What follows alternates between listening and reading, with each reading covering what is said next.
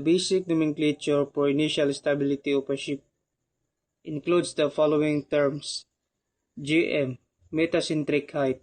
This is how far the ship's center of gravity G is from the metacenter M. If GM is big, the ship is strong and does not tip easily. Kg, center of gravity height. This is how high the center of gravity G is from the bottom of the ship, keel.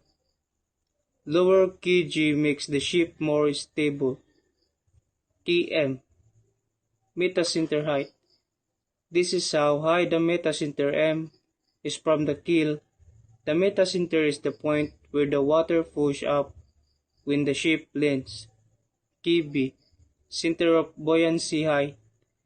This is how high the center of buoyancy B is from the keel. This is the point where the water leaves the ship. Gg, righting lever. This is the distance between the ship with G and the buoyancy B when the ship lands. Bigger Gg, stronger force to bring ship back upright. Other term. B, center of buoyancy, where water flows up. M, metacenter point of stability. G, center of gravity where weight. S, angle of heel, how much the ship lends. So all these terms help explain why a ship can float and stay upright. GM and GG tell us how strong the ship is against tipping. KB, KM, and KG tell us where the weight and water force are so we know if the ship is safe. The first is metacentric height. This is a measure of a ship's initial stability.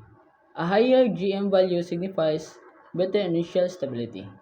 And the second one is initial stability. This refers to a ship between the vertical force applied its two sides.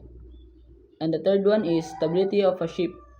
This is the ship's tendency to return to its original upright position after an external force is applied or removed. Factors affecting stability.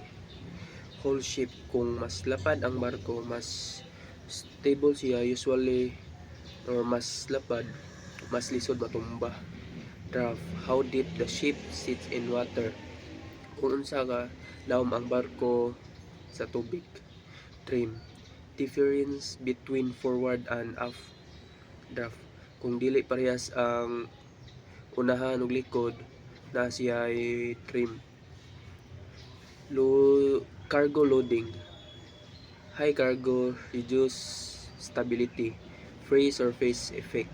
Kung naay liquid sulod sa tank nga dili puno, maglihok-lihok ang tubig ug maka-reduce sa GM o baba ang stability. Simple summary sa weight acts downward at G or center of gravity. Ang buoyancy musaka pataas gikan sa B, center of buoyancy. When ship tails, mubalhin ang buoyancy. If M is above G, stable ang barko. Ang GM nagpakita kung unsa ka stable ang barko.